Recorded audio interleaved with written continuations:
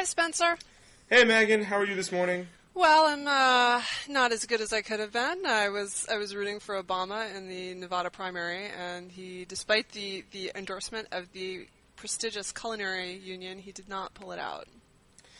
Well, it's interesting because it's true that he didn't pull out a win among actual voters, but and usually, or that ought to be the standard by which one wins an election in a democracy. This is a primary, or rather, this is a caucus, and you don't really have to in order to win the delegates necessary to advance to the party's nomination. And it appears last night. And for this, I go for my buddy Chris Hayes at The Nation, who's in Las Vegas for it. Obama turned out preliminarily, so there's a caveat here, to win 13 of Nevada's convention delegates to Hillary's 12. Woohoo! So didn't Obama actually win? Well, my impression, though, is that it's non-binding, and that politically it might be a little difficult to go and to have the delegation cast their vote for a candidate who did not, in fact, win the popular vote. Well, that sort of serves as a good soft intro to this edition of Blocking Heads. I, unlike Megan, have absolutely no good political judgment. I never do any campaign reporting. I never do any campaign analysis. Any Blocking Heads viewer knows more about this race and the mechanics of it than I do. Well, I mean, I have to say, like, I'm a close second in not. I used to get really involved in electoral politics. I used to sort of get involved in the horse race, and I haven't. And I've just started writing about politics again, literally in January. And I have to say, I feel a little dirty.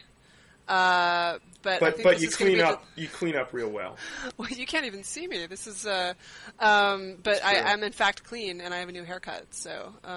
No way! Wow. Yeah. A new haircut edition of Blogging Heads. New haircut, special new haircut edition. I've been playing around with my beard, and a friend of mine, who, full disclosure, was a member of the Iraqi National Congress, tells me at a party the other night that I've gone from being objectively pro-terrorist to just looking like a terrorist. I don't think you look like a terrorist. Thank you, Megan. That's kind. Spencer. But on this edition of Blogging Heads, I want to give a caveat. I don't know what I'm talking about. You're going to have to bear with me. Well, actually, I think this is good, though, because I think what we're equipped to talk about, maybe a little more than the people who just cover the horse race, is, Spencer, as viewers undoubtedly already know, is a great defense policy expert, and I have a little bit of knowledge on the subject of economic policy. So maybe one of the things we should cover is who the advisors are and what these results mean for economic policy going forward. And we are teasing you with that.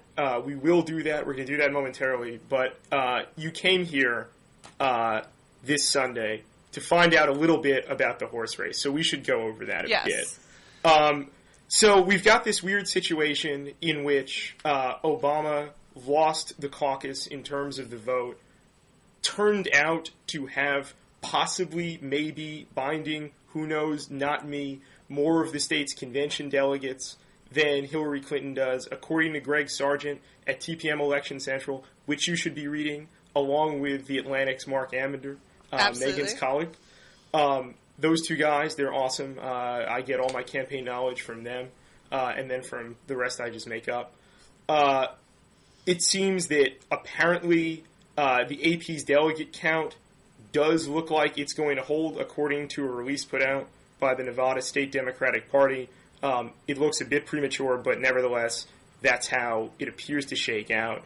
But what's more interesting, and here I'm just recycling conventional wisdom, is how Hillary won. And I'm curious what you think of that, Megan, the demographics of her victory. Well, I'm going to have to punt. I do not have the I did not follow the demographic count on CNN. I flipped over when that came on. Okay, so tell me what the demographics were, and then I will give you my opinion on it. Hillary once again just cleaned up among women voters. and more significantly, well, that's very significant because of the way Democratic primary and caucus voting goes, possibly even more ominously for Barack Obama, she absolutely cleaned his clock on the Latino vote. And while it doesn't appear that this particular Latino cohort, being as Mexican as it is exportable around the country to the February 5th states.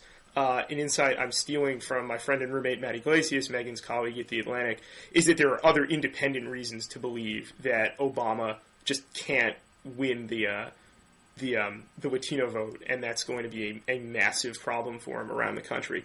What's the truth of that claim? What's the evidence for it? I have no idea. Well, the evidence is Matt Iglesias is himself a descendant of Cuban immigrants and therefore knows everything about the Latino vote, I think. I think that's right, yeah. No, I find that not terribly surprising. I mean, sort of really at the most broad level in ethnic politics, you often see minority subgroups not plump for candidates who are members of the other minority, because they often perceive themselves to be in competition, and there's often quite a lot of animus, where you would think there would be sort of shared solidarity, and you saw this 50 years ago with the Irish and the Polish and the Italians, who theoretically should have loved each other, right, against the WASP majority, and were instead, at least in Boston where my dad grew up, going on the street in gangs to fight each other, So I'm not terribly surprised about that. I'm certainly not surprised by although I'm disappointed by the fact that women vote for her. I guess there's two ways that you could interpret that. Right, you could say that Hillary is in fact just overwhelmingly the best candidate, and men just don't like her because she's a woman. And I guess I'm biased because I'm against Hillary. I think not to have anything to do with the fact that she's a woman, but I'm sort of mildly pro-Barack, objectively pro-Barack, you might say. Like I'm objectively pro-terrorist. No, you just objectively are a terrorist, I thought. Right. Now with the shaving down of my mustache. Yeah, so. I'm putting up concrete barricades around my house. I warn you. You should. You live dangerously close to me. But I'm kind of disappointed by the notion that I'm supposed to vote for Hillary because she's a woman. And because, she has 2 X chromosomes, I have 2 X chromosomes. That must mean that I want her in office. And, I think it's true, right, for Barack, too. You look at what happened in the last primary where he got, Hillary was the only person in Michigan on the ballot for sort of complicated procedural reasons that have to do with these states that move their primaries early. So it's an uncontested primary. Nonetheless, 70% of the black voters who voted in the primary sort of checked none of the above, said uncommitted, rather than cast a vote for Hillary. So I'm really disappointed at the way that this is shaping up. And I think for a while I was under the delusion that I thought it was really neat that the Democrats had a black man and a woman running, and that it kind of wasn't an issue. And now it is kind of really becoming an issue, and part of that is because the campaigns are making it an issue, but I don't think you can blame all of it on them. Well, one thing that is shaping up, at least in terms of the conventional wisdom, is that it's entirely possible, given the way the campaign is becoming racialized and is becoming, I'm not going to say gendered. I can't do that. I'm not an academic, but the way both race and gender are playing into the campaign, you can foresee a situation in which the Democratic Party, no matter whether it's Hillary Clinton or it's Barack Obama, and it's looking more like Hillary Clinton, limps into the nomination in the most divisive possible way, so that a broad cohort within the party is, if not demoralized, because the Democratic Party will be united by the prospect of taking the White House after the Bush years, but has a real bitter taste in its mouth by the way Hillary Clinton can claim the nomination. I don't really know enough about the merits of that argument, but it's something you see discussed right now. Yeah, I have to say that I actually, I've gone from being among the overwhelming majority of pundits who thought that the probability of the Democrats not taking the White House was extraordinarily low. And after this weekend, I have revised that opinion for two reasons. First of all, I've already said that I think that Hillary is the candidate most likely to lose the general election for the Democrats. She has extremely high negatives. Independents don't like her, and Republicans hate her. And the Democrats are relying on two things in the presidential election. First of all, that Republicans aren't going to turn out because they're just demoralized. They are. There is a hardcore of Bush lovers out there, but my family in Western New York are all Republicans, and they're talking about voting Democrat. I was actually at dinner with my aunt last night, and she was saying she might vote for Barack. She likes the way he talks, and he's a little bit like John F. Kennedy, and she doesn't really like any of the Republicans, and he talks about the environment, which she really cares about. And that's a big shift. And they think, she and my mother were sitting there and ranting about the fact that the middle class is disappearing, and they don't think the Republicans care about the middle class. And they don't think Bush cares about the middle class. So, on the one hand, you have this incredible opportunity, right, where the Republicans are going to be staying home, and the independents are really pretty disgusted with the Bush administration. The problem is they really don't like Hillary. And unlike the other two candidates, really at this point it's Barack and Hillary. Edwards is nowhere. I think Edwards has got to drop out after this weekend. I suppose he'll hold on for South Carolina, but it doesn't seem likely he's going to win even there. So Edwards being out, you've got these two candidates. Barack has not so much name recognition, so independents, A, seem to like him, and B, they don't hate him. Whereas Hillary, it's not going to change that much. People already know who she is. They've had 8 years of her. The odds that her negatives are going to go down significantly are pretty low.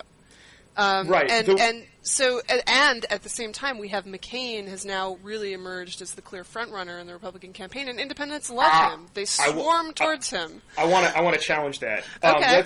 Let's use that to pivot to what happened in South Carolina. So what happened in South Carolina, Megan?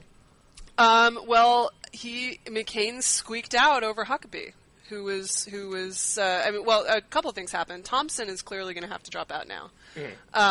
He has no money. He's not going anywhere. He didn't pick up. If he comes second, it might have been plausible for him to keep his campaign going, but he's got to go. Romney was weak, as expected. The contest was really between McCain and Huckabee, and McCain squeaked it out. So I think at this point, I feel like we have a presumptive Republican frontrunner, and Huckabee is in a little bit of trouble. But maybe you want to challenge that, or do you just want to challenge the notion that independents love him? No, I don't want to challenge that. What I want, it seems like there's some at least decent or better than decent statistical evidence for it based on New Hampshire and Michigan. What I do want to challenge is the idea that McCain is the Republican frontrunner. Okay. There's one way, and here again, I'm stealing from Matt. So, take that as your. I wish I had a roommate who did more of this horse race stuff. Well, look, we're watching the returns together. But look, there's only one way you can actually get there are two ways you can get the nomination. One is, and all of them more or less revolve around the delegates. You win more delegates, or your opponents win enough delegates to deny you the nomination, and then party bigwigs broker a way in which your nomination is assured. While no one cared about Nevada on the Republican side, Romney goes out there and just wins something like, I think, 34 delegates in a cakewalk, completely untested, unchallenged. Romney doesn't basically concede South Carolina and leaves it for Huckabee and McCain to fight amongst themselves. So McCain ends up winning South Carolina in a pretty narrow way. He does it entirely because Fred Thompson stays in the race to take away socially conservative and evangelical, otherwise Huckabee voters from Huckabee.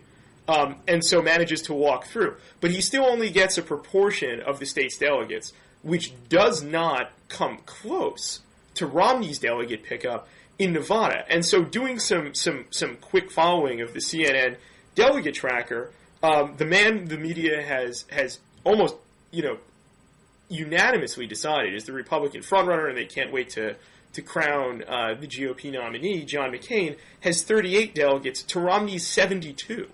Okay, well, I want to challenge that on a couple of grounds. First of please all, do. The reason people were watching South Carolina so closely is that, as you know, that was the fateful McCain loss in 2000 to Bush. Right. And the feeling is, right, that McCain's big problem is among Social conservatives, and that as South Carolina, Social Security. well, that we can get to, that as South Carolina goes, so goes the South. Mm-hmm. And Romney is not going. The indication is Romney's not going to carry those people, right? Huckabee is going to have to drop out eventually. He doesn't have any money, and he clearly can't carry anywhere outside of the South, right? He carries like weird people. He carries Iowa. He has motivated supporters. It's like the Ron Paul supporters, which maybe we should get to in a little while. But he doesn't. He really the idea that he's going to carry the West or the North are pretty slim. He's a nice guy. He's folksy and so forth, but he also he scares the hell out of my Republican relatives in Western New York, and they all go to church every week. Mm-hmm. So I think they're a pretty good indicator of if you can't get Western New York, you probably can't get anywhere in the North. Okay, so we're writing. Well, I want to challenge that just a bit. Okay, which is that I don't see why, because Huckabee didn't win and he didn't really lose South Carolina. He came very close, and admittedly, he said that he would win South Carolina, so he dug himself into a hole there.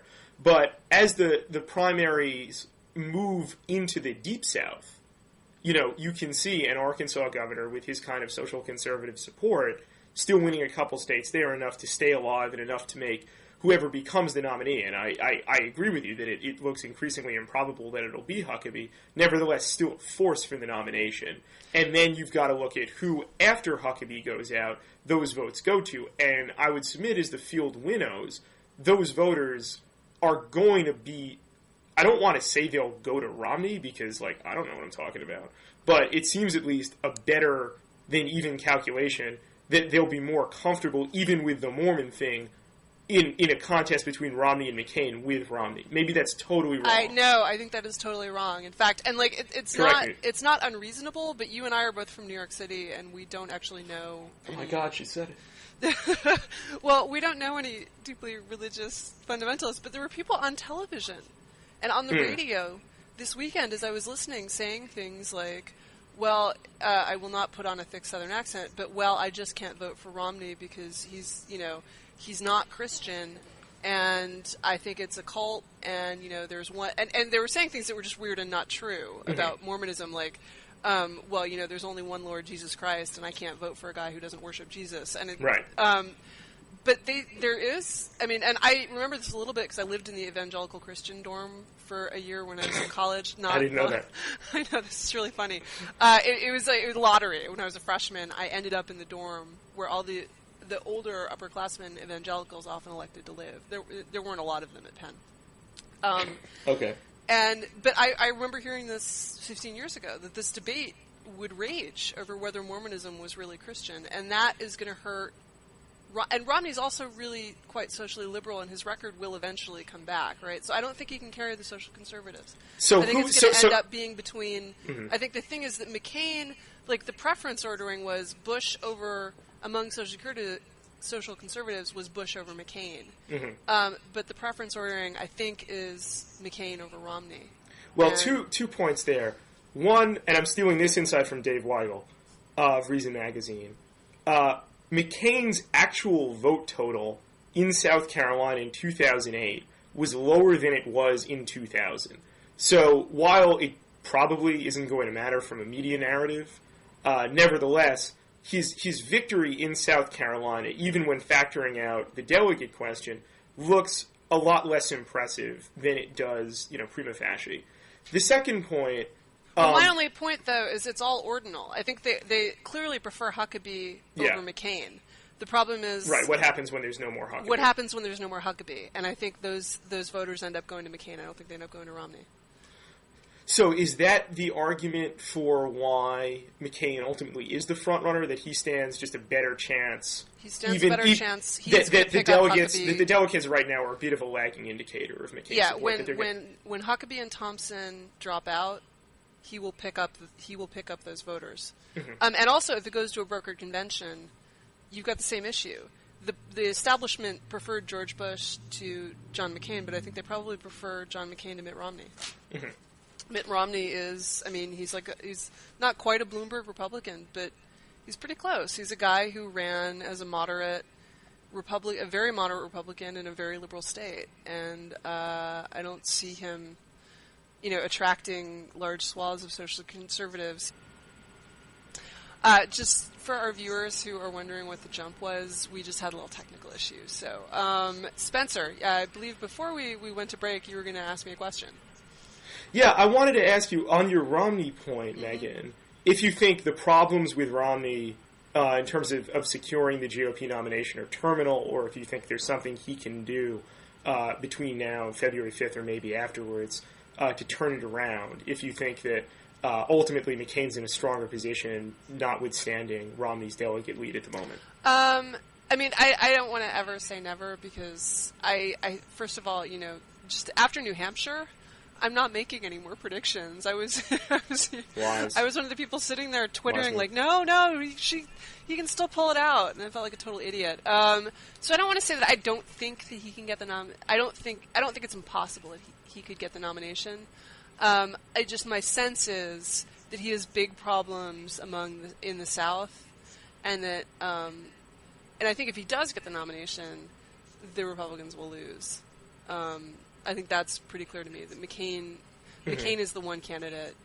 Again, like a Hillary versus Romney thing, I don't actually want to say who will, because Romney is enough of an unknown that maybe if he got a great campaign going, he could beat her. I think McCain versus Hillary. And he has that money. Yeah, that's not trivial. No, I think McCain versus Hillary, McCain wins. I think McCain versus Obama would be interesting. But that's a long way off. I think that would be a stunning, fantastic campaign. Stars and Stripes forever, good for all around. And it would be like Mothra versus Godzilla, working it out on the plains of Mordor or wherever it is they fight. The two that's quite an interesting melange of film reference. But one of the things that I think we can now do, having checked the box of horse race coverage, to mix a metaphor badly. Is just sort of play to our strengths as journalists, and try and sort of suss out what these people might do as president, at least in terms of what I think the more reliable measurement is of understanding a campaign. It's my supposition that anything a candidate says on the trail is at best an imperfect guide to governance. What's a lot more of a direct indicator is who the campaigns surround themselves with. And, I don't know anything about economics. I'm just going to come out and say it. I don't know anything about where the fault lines really exist, certainly on the Republican side, in terms of who the heavy hitter advisors are. I'm just a mere national security journalist, so. What do you think about who is advising whom on the GOP side, and then we can on economics, and then we can talk about the Dem side. Well, the interesting thing is that if you look at on the policy side, there's not a huge amount of daylight between either side, with the exception of Ron Paul and Mike Huckabee. There really isn't. You look at the campaign platforms for all three candidates, and for all, as our mutual friend Ezra Klein's ranting about the mandates, the healthcare mandates, there's really very little difference between the Democrats in terms of what they're planning to do. And that's fairly true of the Republicans. You got Huckabee with the fair tax, and you've got, but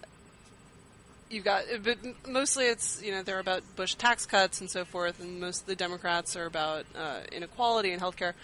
I think it does matter a lot to look at who the advisors are. On the Republican side, obviously, Mike Huckabee has Chuck Norris, and that was a joke. You should laugh. Chuck Norris. Chuck Norris is the guy that where everyone else has like this heavy hitter, famous policy person standing behind them. Chuck on the campaign platform. Chuck Norris stands there for Mike Huckabee. It's great. It's fantastic. So he's the fair tax, and Larry Kotlikoff has been, who's a fairly famous economist, writes about a lot about intergenerational transfers and so forth, and financial economics. He has been out there beating, not for Huckabee, but for the fair tax. He's been out there beating the drum. You've got, for the two Republican frontrunners at this point, you've got Doug Holtz-Eakin, who's they've both got really good... He was a CBO guy, yes, right? He was a CBO guy. He was great at the CBO. He did a great job there. Led the transition to dynamic scoring, which was this big Republican sort of... basically saying that, when you make a policy change, a tax change, you can't just say, well, we're cutting tax rates by 15%, therefore revenue will fall by 15%. We need to take into account the extra economic growth, and he did, and it didn't make any difference. And the liberals among us think that's a massive scam. No, you might, but it's not. It didn't. The real thing is that they introduced dynamic scoring, and the difference that it made was not nearly what the conservatives had been expecting. Dynamic scoring is a good idea in theory. In practice, there's a lot of room for making assumptions that make your case look better, but the CBO has been very good about not doing that. So who are these guys? Going? Who's Holtz-Eakin? So Holtz-Eakin is McCain's chief economic advisor, and then for Mitt Romney, you have the great blogger, economist, and former Bush economic advisor Greg Mankiw. Both are good. Both are very good economists. They're really solid. Much happier to see, say, Greg Mankiw or Doug Holtz-Eakin than Larry Lindsey, who was really quite prominent in the early Bush. In the early Bush efforts in 2000. So what can we deduce from this about the candidates' economic policies and how they would govern as president? For those two, not a terrible amount in the sense that neither Greg Mankiw nor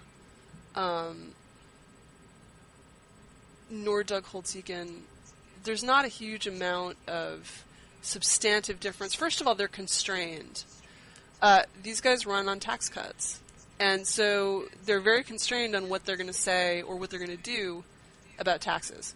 They're both good technical economists. Doug Holtz-Eakin is more of a government guy, and he's more hooked into the apparatus of Washington. Greg Mankiw is a Harvard professor, and that's where he spent most of his life.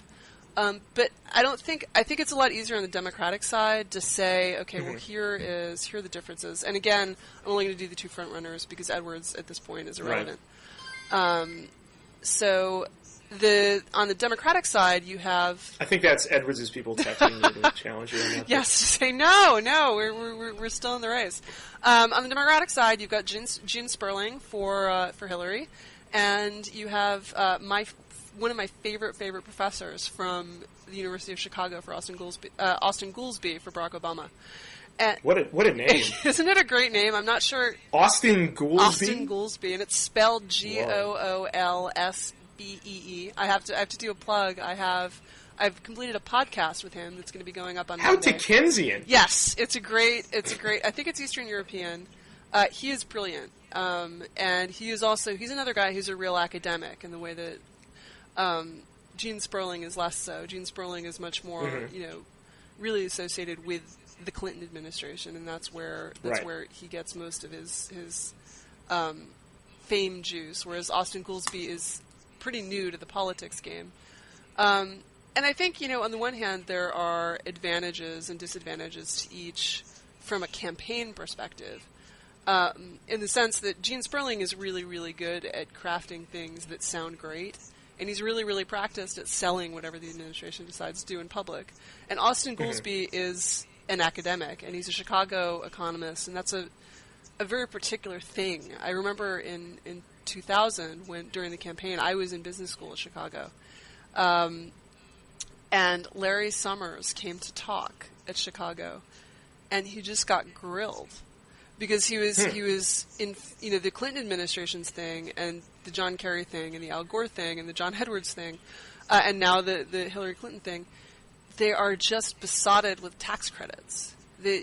Tiny, tiny little tax credits for everything. Besotted with... Yes, and tax credits are an easy sell politically, but they are a dreadful, dreadful... I'm afraid I'm now going to have to actually check my phone because otherwise it will just keep beeping. I didn't actually look, though. I just told it to tell me later. Go ahead. So they're completely besotted with tax credits because they're easy to sell politically. Economists hate tax credits. And in their academic work, almost any of them will tell you the same thing, which is that they're a terrible idea. And the economics of it is really complicated to explain why they hate them so much. But take it from me that they're generally, unless you really think that our viewers are interested, they're generally considered to be a terrible idea economically. If you want to subsidize something, you should subsidize it. If you want to cut taxes, you should cut marginal income tax rates. Mm-hmm. You should not offer people bigger deductions for doing various things. It adds to the complexity of the tax code, which is always terrible. It pays people to do things that they were usually already going to do, and it doesn't encourage them to work anymore. Marginal income tax rates, they do not pay for themselves. Let me make it clear, I'm not making a supply-side argument. They do not pay for themselves, but they do bring forth some extra work effort from some people.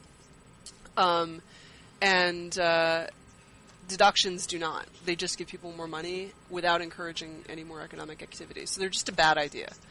The Clinton administration loves them. Hillary loves them. Gene Sperling loves them because they're really easy to sell politically. And Larry Summer got grilled on this by one of my other favorite professors, a guy named John Huizenga, who taught me macro, and who is, I should add, I didn't realize it at the time, I think a Republican.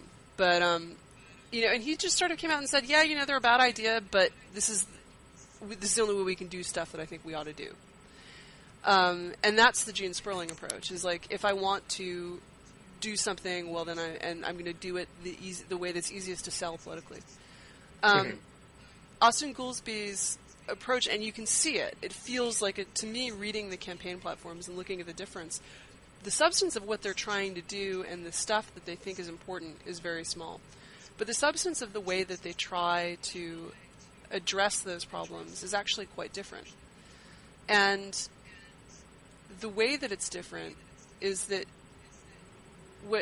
the way that Austin Goolsby has structured this is when you go in and you look at a problem, I want to do this in the simplest rule-based way possible. I'm always looking for the very simplest rule that will accomplish what I want. I don't want to set up a new system to manage it because that can go wrong. And sure enough, Skype dropped the call. So we're back. Megan was making... It's kind of a metaphor for the campaign problems that some of the frontrunners apparently, yeah. Well, Megan was making what I thought was a very interesting point from the perspective of a libertarian economist, which was on the basis of at least first principles, the approach of the economists around Barack Obama seemed to be the most promising of those on the Democratic side, and possibly, unless I don't mean to put words in your mouth, Megan, you can correct me, but it seems like you have a kind of enthusiasm for Austin Goolsby's approach that eclipses those of the economists on the Republican side. He is a left guy. I mean, I definitely don't want to, Barack's stuff is about the left. He's worried about things that libertarians don't usually worry about, like income inequality. And for more, you should really listen to my podcast with Austin Goolsby, which is going up on Monday. Did I plug that already? I think I did. No, you neglected to plug it, and you really ought to. Yeah, no, I have a podcast with him going up on Monday, which is. I know I'll be listening. So anyway, but yes, I am not the only libertarian who is tempted by Barack Obama for this reason. He does not, in general, look to set up very complicated systems that then have to be micromanaged. He looks to set up really broad, simple rules that can be followed and that don't multiply the apparatus and complexity of the United States government. And now that Ron Paul has collapsed, I think there will be some more libertarians looking at him, although I should clarify that I think most libertarians are probably, if it's McCain, and not so socially conservative, probably going to end up with McCain because he's still pushing tax cuts. He is not Rudy, who most libertarians think is a fascist. And the libertarians do care about things like tax cuts and low government spending, and Barack Obama definitely does not care about restraining government spending. So I don't want to oversell the libertarian cred of Barack, but that idea of if we're going to have the spending, let it be done in as non-interfering a way as possible is very attractive. Mm-hmm. And also McCain did campaigns finance reform, which most libertarians hate. Right, you can't stand that. So tell us about defense, because this is an area where I'm in the middle of writing an article about, which will come out given the Atlantic's production schedule sometime in like 2020. I'm now writing an article about counting the bodies in Iraq. And so... Oh, really? Yes. This is... we should talk about that. Well, we can talk a little bit about this, but first, before we talk about that, capitalize. I would like to hear from you about our Iraq policy and what other national security things may be getting neglected, because all we're doing is talking about Iraq. Okay, well, in my own work, a lot of national security things get neglected because of Iraq. First, to start off with the Republicans, you have this situation in which there's more or less a feeling on the right that the neoconservative project has failed in a way that's brought tremendous discredit onto the Republican Party, and yet the organized opposition to a sort of neoconservative intellectual project to backfill a Republican message just doesn't exist. And the absence of that has sort of facilitated this kind of neoconservative or neoconservatish reintroduction of sort of, I guess you might call kind of like second string or more obscure neoconservative figures into the Republican campaign advisory positions. Now, when it looked like McCain was the front runner, a lot of people kind of played footsie with him, but it was a bit too early for the campaign to sign off on. Nevertheless, McCain was a very known quantity to neoconservatives and to defense wonks in general. People pretty much knew from his position in 2000, which was neoconservative before Bush's was, that his basically militaristic policies would find safe harbor, would provide safe harbor for neoconservative ideas. He's less enthusiastic about democracy promotion than Bush, certainly. But that's a point that's kind of gone by the wayside on the Republican side. There isn't much enthusiasm for even the rhetoric about democracy promotion anymore. Mm-hmm. And you see that in what McCain has said, in what Romney has said, in what Huckabee has said. Significantly, though, McCain collapsed, and it looked like the more viable vehicle for neoconservatism, certainly up until December or so, was going to be Rudy Giuliani. And so you saw his campaign fill up with sort of neoconservatives who focus a lot more on the more blunt, brute force military approach than sort of the more highfalutin intellectual petticoats that neoconservatives often adopt with democracy promotion or the only language they understand is a clenched fist. Is that the... Well, certainly Rudy Giuliani. And one might even say a clenched mailed fist. Little spikes coming out of the knuckles. It basically, like, if you wanted to just create a little icon or avatar of a Giuliani foreign policy, it would look like the cover of the first Anthrax record. Which is an underrated record. Anyway, Giuliani put together, a crew of psychotics, know-nothings, fake experts. Martin Kramer was one of them. What's his name? Charles Hill from Yale, who was the most significant intellectual figure on the Giuliani campaign, and is considered sort of less, hardcore neocon. Some of the others, Daniel Pipes, who's a racist, Michael Rubin, who sees anti-Semitism everywhere, like that sort of paranoid style, masquerading as expertise became the kind of hallmark of Rudy Giuliani. And then on the, I should say that the paranoid style is sort of the hallmark of Giuliani in almost every and field of it's endeavor, comically so. And so seeing Giuliani's collapse and McCain's resurgence makes it kind of an interesting question, like who else, will sign on with McCain. A bunch of the Surjniks, the Kagans and such, are at least informal advisors. They're simpatico to McCain. Obviously, McCain's, whole, argument at this point really just, sums up was I was right about the surge, even though I was horribly wrong about, about the surge in substance and about the Iraq War in total. Romney is a more interesting case where you get kind of a more establishmentarian republicanism that just doesn't really know how to find an intellectual framework for defense issues and for the war on terrorism, aside from just spouting blandishments about a stronger military and indicating it will stay in Iraq, but only to sort of fight the undifferentiated Islamofascist menace.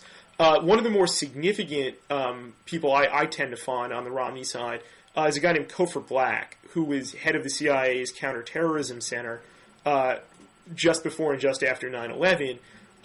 He has this nickname as the flies on the eyeballs guy because of a particularly lurid presentation he gave to Bush right after 9/11, in which he sort of outlined CIA's plan to go into Afghanistan and kill so many al-Qaeda they would have flies walking on their eyeballs when they were done with them. And it worked pretty well, mostly as the result of a guy named Gary Bernstein and not so much Black.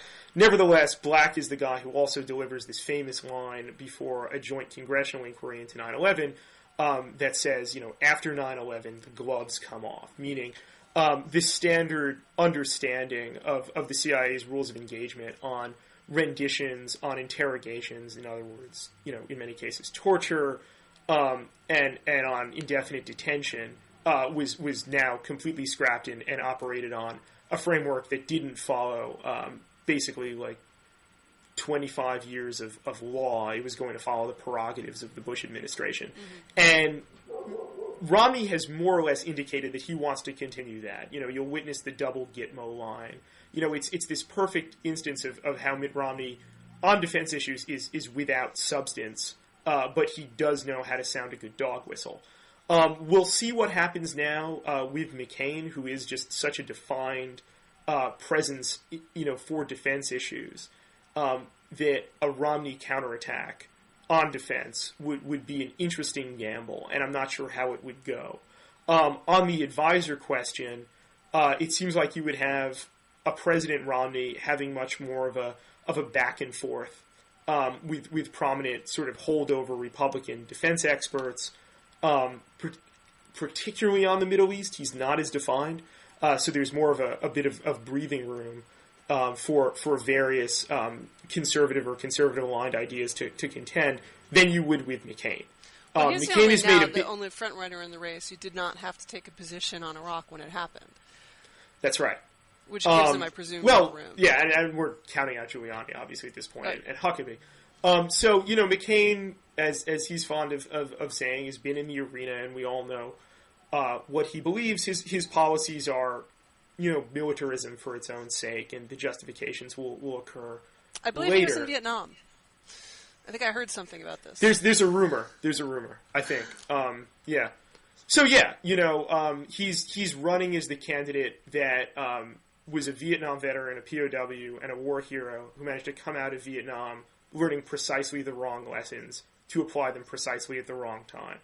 On the Democratic side, the shorthand, particularly in the liberal blogosphere, is that Hillary has surrounded herself with all of the people who are wrong about Iraq in the establishmentarian way, and Obama surrounding himself with all the people who were right. Obama's advisors are coming at this from a human rights perspective.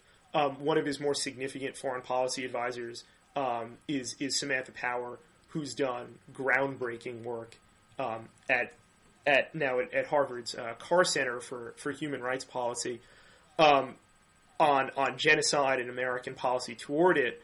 Interestingly, the Carr Center is also a source for kind of helping staff or helping germinate many of the ideas that are shaping the future of military understandings of counterinsurgency.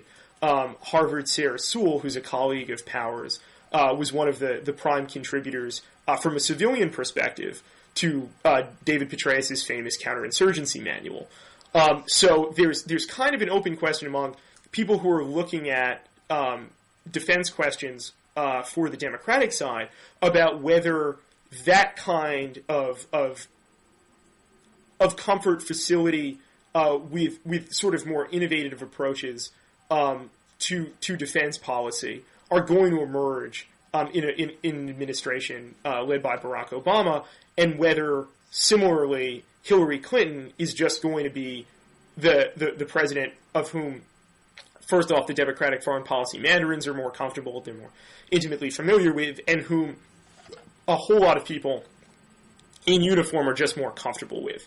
To give one example of this divide, and this is going to be reductive, and then I'll sort of tease out why it's reductive in a second. There's this new think tank that emerged, more or less to staff the next Democratic Pentagon, called the Center for a New American Security. For a lot of people on the liberal side, particularly as you get more liberal, it's seen as a kind of bête noire. There are a bunch of counterinsurgency people at the lower levels and the mid-levels of its staffing. It did this famous rollout that earned it a lot of scorn on the left, called the Three No's, which was basically saying, to boil it down a lot, sorry to the authors, you don't get out of Iraq up until you've found a way to at least mitigate the problems of a potential genocide, the problems of an al-Qaeda safe haven, and the problems of a wider regional war. To which a lot of people on the left said, well, if we could do that, we wouldn't be against the war, and we wouldn't be in favor of withdrawal. The Center for a New American Security is putting out a program that entirely glosses over all the pragmatic concerns about the actually existing Iraq. That think tank is a place where the military, looking at what it's going to be dealing with in the next couple years, basically probably a Democratic administration from its calculation, is suddenly saying, let's reach out to these guys. They don't seem like the real lefty lunatics. It was very significant that in one of his first speeches, it might have actually been his first public address as chairman of the Joint Chiefs of Staff, Admiral Mullen spoke to the Center for a New American Security. The Commandant of the Marine Corps, General Jim Conway, who interestingly enough is becoming more and more of an opponent of counterinsurgency inside the historic home for counterinsurgency in the military, spoke at CNAS. That caused some controversy inside the outfit.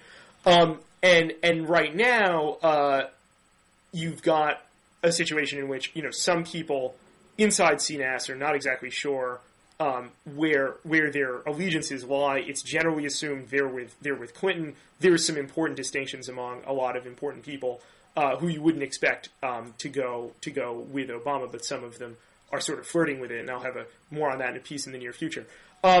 Very significantly, CNAS has hired one of the golden boys of counterinsurgency, a lieutenant colonel named John Noggle. Noggle was one of the prime contributors to the counterinsurgency manual. He's been an informal and formal advisor over the course of the last year to Petraeus in Iraq. His movement out of the military, we're still sort of sorting out what exactly that means, whether the military is kind of indicating, and there are some sort of other cases that seem to support this theory, that it just wants to marginalize counterinsurgency. Nevertheless, it's significant that Noggle, unlike probably what would have happened, 5 to 10 years ago, when he gets out of the military, he doesn't go to a Republican-aligned think tank. He goes to a Democratic-aligned one. So that'll be interesting to see what happens when the next Democratic administration is looking to staff the Pentagon with people who, have a kind of facility with the military. The alternative to CNAS is shaping up to be not so much a think tank, but a cohort of more liberal and more politically focused defense experts called the National Security Network. Heather Holbert, who worked, I believe, in the NSC. Sorry, Heather, I may have gotten that wrong. In the second Clinton administration, is now their executive director. Randy Beers, who is one of Richard Clark's chief deputies, in the Clinton and then the first Bush administration on counterterrorism is the driving force there. And a lot of guys around the Center for American Progress, like Brian Katulis, Ilan Goldenberg, and others, basically people who've been against the Iraq War early and often, making the argument that what we really ought to focus on is a more broader and strategic counterterrorism policy. And because of that, the Iraq War will just sort of be its undoing. We need to get out of Iraq. It's been reductive, and it remains reductive to say NSN is with Obama, CNAS is with Hillary. There are important cross currents feeding into both campaigns. The differences are kind of hard to suss out. Again, more on this in a forthcoming piece of mine. But that's kind of where things stand right now when we're looking at when the nominations actually go to, Hillary or Obama, McCain or Romney. You'll look to see from, these fault lines who gets what, and then in an administration who goes where. Well, it sounds, in a way, the Clinton administration, the Clinton campaign. Mm-hmm. I'm a little too Sure. too forward looking here, I think. The Clinton campaign has picked people who make arguments that are easier for them to sell politically. Mm-hmm. Barack is, I think, in a lot of ways, and it sounds to me from what you're saying, he's taking a somewhat harder road. He's taking a road that's easier with sort of the rank and file of the Democrats, but will make things slightly harder for him in the general election. And I think on domestic policy as well, that his advisors are often going to be recommending doing something that's better, but also much harder to sell to the American public than the easier thing of sort of going with the flow. And but maybe that's too simplistic and reductive. I think on the foreign policy side, I think so. I think you have a good point that what Hillary Clinton has been saying is a lot more conventional. Obama is taking a critique that's further out, and in particular, further left than really any major candidate for the Democratic Party nomination has been willing to say on foreign policy for a very long time. He has been talking about sort of a broader intellectual approach that got us into this disaster in Iraq. Maybe the real thing is that Obama is in a lot of broad ways trying to get as far back to as close to first principles as possible. I think that's and drive correct. from those first principles. Right, and it's a little bit unclear, how he gets right now from the first principle to the actual policy. He said he's broken down on actual positions, not where you would expect him to go if you were to just look, in a simplistic sense, the conventional understandings of the right-left spectrum. He's gone way further in talking about sending, special forces and intelligence operatives into Pakistan, which is something that, interestingly, Hillary Clinton has hit him on as being sort of naive and feckless and dangerous, while at the same time when Obama has said that, there's no reason to, use nuclear weapons in Pakistan on a terrorist training camp, she said that was irresponsible. It's sort of a weird thing when you view it through this improper prism. But that prism has been what's been in place on particularly on the Democratic side and on the establishmentarian side and on the Washington side and on the media side for reducing the foreign policy views of Democratic candidates, at least since the beginning of the Clinton administration. And for Obama to say, I'm not going to play by those rules, we see in Iraq how those rules take us into disaster, has been the more significant contribution, more than any particular specific policy, I think, that Obama has offered. Well, do you want to talk a little bit about counting the dead, or are we running out of time? I think we might be running out of time a bit. What I would say there is, I did a series of pieces for Talking Points memo around the time of the Petraeus testimony. It has not been clear exactly how suddenly multinational forces Iraq, the military command in Baghdad, suddenly started tallying up civilian casualties in Iraq, sectarian casualties. I did a Freedom of Information Act request and got Petraeus's calculus, like him explaining or his command explaining how it is they do it. It's interesting. They do try and be rigorous, but there have been important questions raised. A whole lot of good work on this has been done by Alon Goldenberg in the National Security Network on the Democracy Alliance blog about how it doesn't make sense, and how also when you look at the quarterly Iraq report that the Pentagon puts out, the numbers just don't correspond, and yet the sourcing goes to MNFI and then military intelligence, which is not entirely clear, but seems to come from MNFI. So it's been and remains a muddle that I'll just go out on a limb and say we probably won't be able to fully sort out until the Iraq War actually draws to an end, which is going to be like when our grandchildren die. What's interesting is that I just sort of, well, that number comes from the government, and I don't even engage with it. I don't actually even know what number Petraeus was putting out, because it's outside of the stuff that I normally follow. Okay. What number? How many civilians, as you said, were killed in Iraq so far? I mean, he's not put out. What he doesn't do is put out a total. What he does is he puts out a tracking by weeks, the total dead, as a way of saying, and he doesn't start from a baseline point. It started from around, like, sometimes it goes into late 06, mostly it goes into early 07 when the surge starts, basically so he can bring out these figures that say, look, the surge is working, my strategy of population security, population protection is working, there have been fewer Iraqis dying. We're still looking around, I think, this is off the top of my head, so forgive me, we're still looking at around, it might have gone a little bit below that, but about 1,000 a month. I could be wrong about that. It's been a little while since I called these figures up. And that sort of led to a famous line that Obama put out around the time that, in November or so, December, the media was pressing him to say, like, well, why can't you admit the surge is working? Look at these numbers. And he says, like, okay, so we've got a situation in which, hundreds of Iraqis die every month, and we're supposed to view this as tolerable? Which I thought was, a pithy way of just putting into perspective where we actually are with Iraq. So Petraeus' numbers come out to be, couple dozens killed every week. It might be a little lower than that. Hello, Internet. Once more, Skype has gone out on this. I think this is. I think what Skype is trying to tell us is that we need to be looking more closely at the telecoms policies of all of these candidates. Spencer, are you there? I'm here. Okay.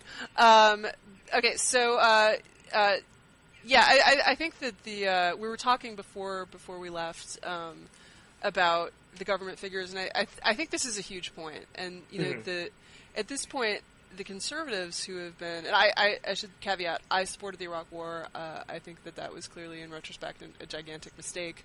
I'm in the same boat. So I have less of a dog in this fight than most. I'm not defending my decision to go to Iraq. I'm happy that the surge seems to be working to some. I mean, like, things are better in Iraq, which I think is good. I want to say that it's not working, and I can talk about this in detail later on. You can consult my stuff. Anyway, go on. Sorry, Megan. I mean, I shouldn't say that. I don't know whether the surge is actually responsible for the decline in violence. I think that there has been a decline in violence, whether that's permanent or whatever. I'm happy that the violence has declined. I just want to say really here, what there has been is an ebb in violence.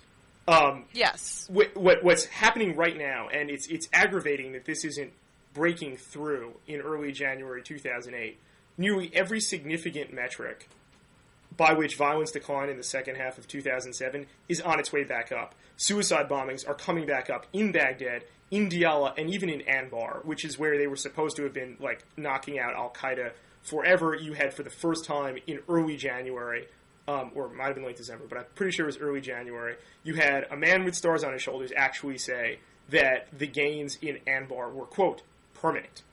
Something that Petraeus and MNFI have been very careful not to say. That was an outburst of enthusiasm that's coming back up.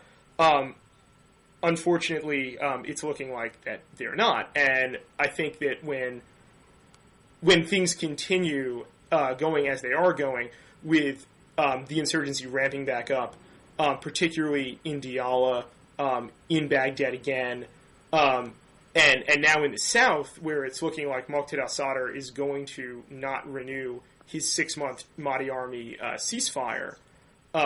We saw yesterday or 2 days ago, Iraq's National Security Advisor Mulfaq al-Rabai actually kidnapped by, he blames it on Sadr's forces.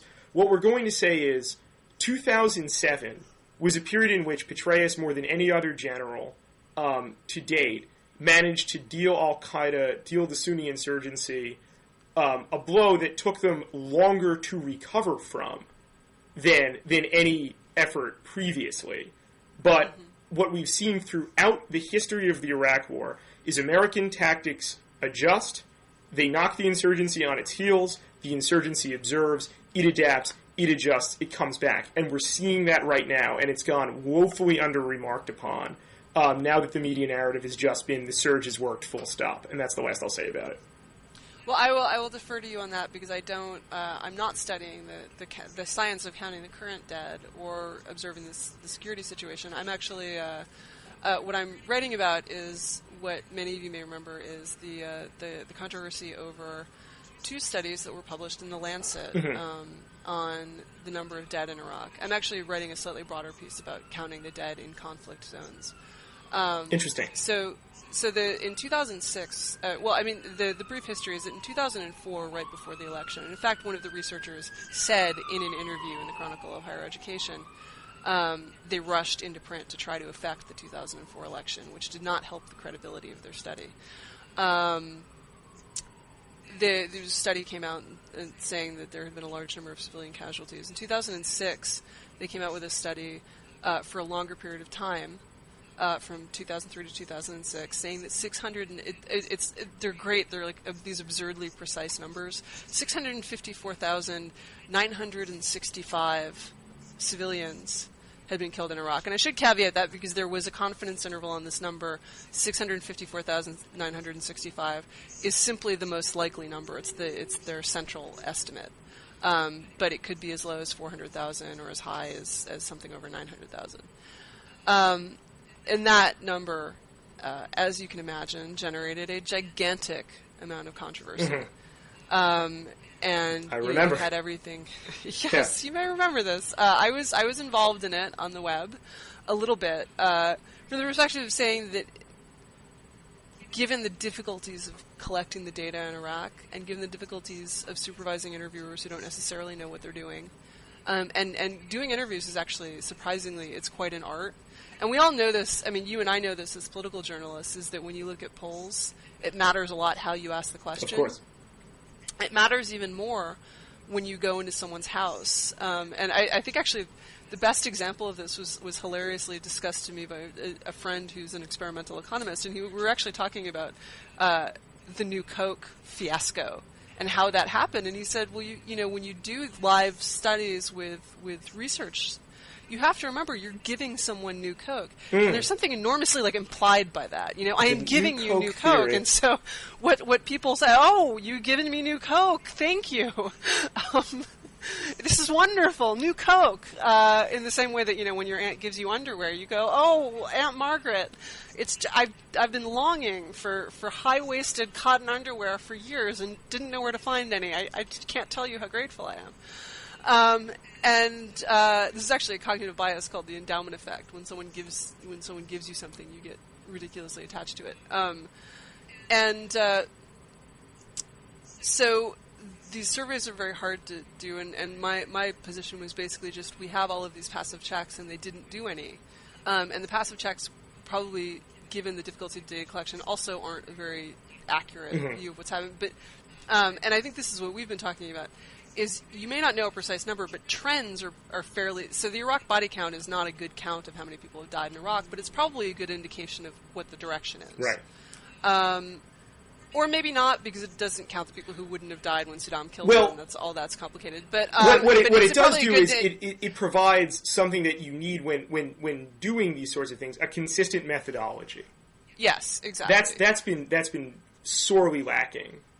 And that's true of almost all of the research that's gone on with Iraq. And part of the problem is that the people who go in are, you know, they're all interested parties. I mean, I said, the government gives me a figure, and I just say, oh, well, that's the government. And I don't think they really care about giving me an accurate high. I don't think the military is, I don't think high on the, I want to phrase this carefully, I do not think it is high on the military's priority list to get me the most accurate possible count of the number of people who have been killed as a result of our invasion of Iraq. And also on that point, a whole lot of where, and you can see this with Petraeus' numbers, a whole lot of where they get, the military that is, and particularly MNFI, gets its numbers from, is from the Iraqi government, which has an enormous interest in undercounting how many civilian dead there are. Absolutely, but then on the other side, you get things like this is published in The Lancet, and right. Everyone says, well, this is a prestigious British medical journal, and it has been peer-reviewed. And then the editor of The Lancet gets caught on YouTube delivering what you can really only describe as an impassioned political rant about how bad an idea the war was, and how George Bush and Tony Blair betrayed us, and they're liars, and they're evil, and so forth. I'm paraphrasing. I do not use the word liar. Lie, yes. Lie definitely does appear. Evil, I'm not sure. But and then, this guy picks the peer reviewers. And people aren't, no one is an unbiased arbiter. We all come into everything with prior beliefs. And this is particularly emotional, and it's particularly hard to get any sort of number that, first of all, that you trust as, and the thing is, we all trust the number that is given out by the people who already agree with us. Right. But in Iraq, especially, numbers for troop dead are pretty good. No, I think pretty much everyone agrees on things like the figures for electricity generation. But the other numbers, there's been no ability to generate any consensus at all, and it is very much on just these two warring camps are now sort of hunkered down behind their, and the big deal with this is that on the one hand you had, the National Journal just put out an article a couple weeks ago, really coming very close to alleging fraud on the part of the guy in Iraq who, I have to check that out. I saw who collected the data. And to be sure, he is a single point of failure, and this is a problem with the survey in general, is that this guy has no U.S. reputation to protect. He's not a trained epidemiologist. He's a doctor who has done other epidemiological studies, but he's not sort of part of the conflict epidemiology establishment in the way that the people at Hopkins on this side have done. And unfortunately, the conflict meant that they really can't supervise him. I'm not accusing Red Left of fraud. I think if it was fraud, it was gigantic. Fabricating a data set and then getting that by sort of for researchers would be one of the most amazing academic hoaxes ever. But the lack of transparency has just given everyone, I think, huge play, much more than on domestic policy, huge play to just make up their own number. That sounded really bad. I'm not accusing the Lancet of making up but just that there's so much disparity between the numbers, and everyone just picks whichever number agrees with them, and there's no unlike in domestic policy, when I'm arguing about income inequality, I may focus on consumption inequality, and Brad DeLong might focus on income inequality or wage inequality, but we're still working with a broad set of accepted numbers that both of us acknowledge have been collected sort of by a fairly neutral arbiter. We both agree that the methodology is sound, et cetera, et cetera. And in the Iraq dead numbers, there is just none of that. It is, I believe this or I believe that, and there's no middle ground where the more neutral people can even meet and try to pull the partisans in from either side. So when can we read your piece? It will come out in the March issue of the Atlantic, so a while away. Right, no, that's awesome. On to more recent controversies, and we really need to wrap this up. Yes. We want to note that as interesting and fun and exciting as this episode of Blogging Heads has been, the next time, viewer, you see Megan and myself on this august program, it will be once again in the field of battle. And will you explain, Yes. please, Megan? Well, I wish I should have gotten my big chef's knife out to brandish it. All I have, unfortunately, is this spoon that was sitting by my table from where I was stirring my coffee. But I'm brandishing it at the camera. We in 2 weeks. Don't cut me. With a spoon, your skin must be thinner than I think it is. It's like cellophane paper. It's what you would turn into a Vietnamese summer roll.